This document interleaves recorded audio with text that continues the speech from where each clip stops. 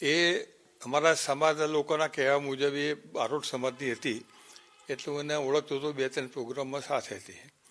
હું હાઉસિંગમાં ચેરમેન ત્યારે મારી પાસે એક વખતે એ લઈને એક આ સાધુ મહારાજ લઈને આવેલી અને કે અમારા સાધુભાઈના છે અને રાજકોટમાં હાઉસિંગની જમીન છૂટી કરવાના બાબતમાં તમે મદદ કરો.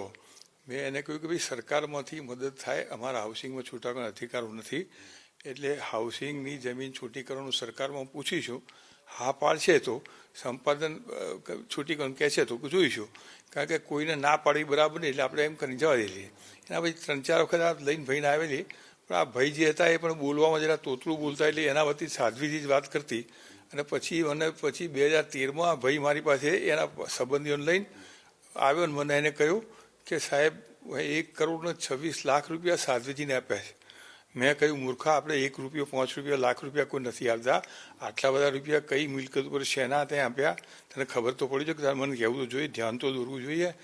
તો મને કહે કે તો હું કહી દઈશ, કેમ કે મને છેતરી દે છે અને હવે મને જવાબ નથી આપતી. એટલે એ દિવસે મેં એને કહ્યું હતું કે તારે જો ફરિયાદ કરવી હોય તો આજે તું ફરિયાદ કર સાધ્વી ઉપર, મને સાક્ષી બનાવ, મને આરોપી બનાવ, તારે જે કરવું એ કરજે અને હું તારી સાથે રહીશ, તું ચિંતા કરીશ નહીં. કારણ કે હું આવા ઠગ લોકો સાથે કોઈ દિવસ ટકો કરતો નથી હોતો અને તું છેતરાયો, મને દુઃખ છે તારું, આ ગરીબ માણસ આવીને ભાઈ છેતરાયો છે.